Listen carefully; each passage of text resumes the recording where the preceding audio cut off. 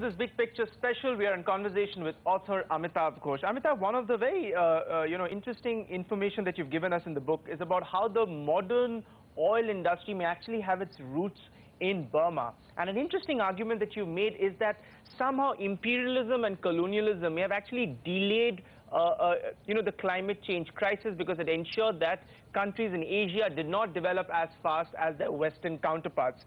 I don't want to spoil it for the viewers. Why don't you give us, and just sort of unpack this argument for us a little bit more? You put it very succinctly. Yes, in fact, when the carbon economy was coming into being in the late 18th century, early 19th century, Indians were all gung-ho for the carbon economy. In Bengal, there was Dwarakanath Tagore, the grandfather of Rabindranath Tagore.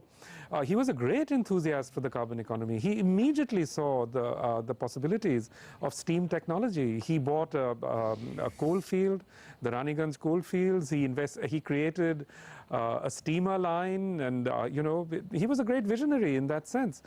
In Mumbai, there was the Wadia family, which was equally enthusiastic about the carbon economy. So, certainly, if India had been an independent power at that point, if India had had those sorts of partnerships between state and industry which existed in England, we would certainly have seen a carbonization of India's economy a very long time before. But the colonial circumstance was such that actually Britain could not afford to have India carbonizing, if you like, at that point in time, because they needed raw materials from India. So through a mixture of various kinds of financial measures, they actually discouraged the growth of a carbon economy in India. So what happened is that very soon after independence, very soon after the end of the Second World War, in this period of decolonization, you have the great sort of acceleration of both India and China, and of course many countries in Asia and Africa and so on. In fact, Amitav, like you have argued that the basic sort of basis for colonialism was also to ensure that the coal economy does not get imitated elsewhere. So in that sense, the Paris Climate Summit has tried to address this issue through the common but differentiated approach. How do you look at it? Do you think that's a mechanism that will ensure that the carbon inequality between the developed world and the developing world gets bridged? I think common but differentiated responsibilities is actually a very good formulation of the issue. What concerns me in relation to the Paris Agreement is really the way in which issues of climate justice have really been swept under the rug. Climate justice, reparations, the possibility of compensation for people whose livelihoods are destroyed by global warming. All of this has been completely swept under the rug by the Paris Agreement. So, the Paris Agreement actually represents a major change on earlier conventions which recognize the importance, the pressing urgency of issues of climate justice and so on. As to the efficacy of the Paris agreements, really there are many experts who are well suited to address those questions. I am not an expert, a technical expert in that sense, so I really can't address those issues. But certainly, as far as I can see, there seems to be a consensus amongst many climate scientists that the measures that have been put in place are not adequate to significantly affect global warming. Amitav, now that you're here and you're speaking with us, I also want to bring you in on this larger debate that seems to be sort of panning out around the country today about the role of diesel technology as far as the automobile industry is concerned. You may have read in the papers how the courts have now taken a stand to actually ban many diesel vehicles around the country. You think that is perhaps a step in the right direction? Diesel does seem to be a technology that has very high emissions. And that being the case, yes, I think, we should take steps against it. But of course, those steps have also to be balanced against concerns about people's livelihoods. So whatever is put in place should keep in mind a gradual transition, I think. Absolutely. And, and considering a country like India, which has to depend on coal, even though India has made ambitious targets in terms of renewable energy, but that's going to take some time.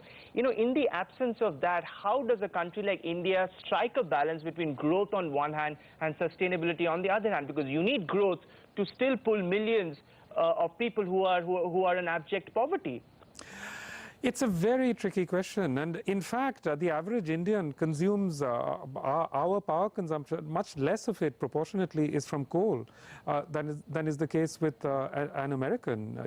In the first place, our per capita consumption of energy is much, much lower, and a much lower percentage of that energy that we consume comes from coal. So if there were genuine equity in the world, what would happen is that every time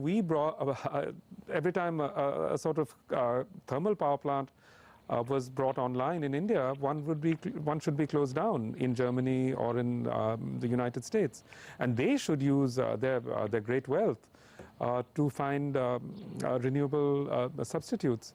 But is that going to happen? I think we would be mad to imagine that it would happen. You've painted a very somber picture for us, Amitav, but isn't there any hope left? Because we've seen Pope Francis, ahead of the Paris Climate Summit, actually coming out with an encyclical on environment and human ecology, actually very clearly articulating the risks posed by climate change. So, individuals like these, at the end of the day, can make a big difference. I feel that Pope Francis's encyclical is the most important document ever produced on climate change. It's a very, very remarkable piece of work, and really, in so many ways, Pope Francis is, to my mind, the most important leader in the world today. He's the only one who addresses these very difficult questions of justice, equity, and so on. And most of all, he addresses the question of, what sort of economic system have we created? What sort of lives have we created for ourselves? So I think really the great thing about the encyclical is that it asks the right questions, And in that sense, you're absolutely right. It should give us hope, Life is not all about owning two cars or 3 cars. There are more important things to think about. And in that sense, if climate change, if the great crisis that we now confront forces us to ask ourselves these questions about what is a meaningful life, how should we live, then yes, I think that's a very hopeful thing. So, any word on the government, considering the fact that, this government has gone, to the Paris Summit, made some ambitious targets, but at the same time, some have complained that about how this government has tried to sort of industrialize too fast, as a result of which many environmental norms have been reversed. Overall, how do you see the performance of NDA2 when it comes to tackling the issue of climate change? Look, to give credit where it's due, at least the issue of climate change has been acknowledged. There's even a minister for climate change and so on. But, the Indian government is no different from governments anywhere else in the world. What governments everywhere in the world are saying and what they're actually doing are completely at odds with each other, The new Prime Minister of Britain has just shut down, a major climate change agency in the government. President Obama talks about climate change a great deal, but he's also allowed offshore drilling and so on. Of course, he's also done many other things. But this is the strange, dilemma that we are trapped in. Every government everywhere is answerable to populations that want economic growth, and we now discover that perhaps perpetual economic growth is not possible. One final question then, Amitav. What do you hope that your book does? What would your message be to individuals? What can we do at an individual capacity to, to address the issues and the threat posed by climate change? The first thing I would say is that I don't think that very important mitigatory measures can be addressed by individual actions. This is a collective action problem, and it has to be addressed by collective institutions, by governments, by national governments, and by international governmental agencies. So I think that is actually one of the profoundest failures that we see now, that people across the world are failing to put enough pressure upon their collective institutions. And I think that is in large part what my book is about. That is, how is it that we now find ourselves in this imaginative space where everything has to be addressed only through individuals? To me, it really signifies a sort of complete capitulation to a kind of neoliberal ideology. Amitav Ghosh, an absolute pleasure to have you join us here on CNBC-TV18 and taking us through your new book. Wish you all the luck with this. Thank you very much, Ronojoy. It was a great pleasure. Thanks, Amitav. Same here. That brings us to this wrap on this Big Picture special. Until next time, thanks very much for watching.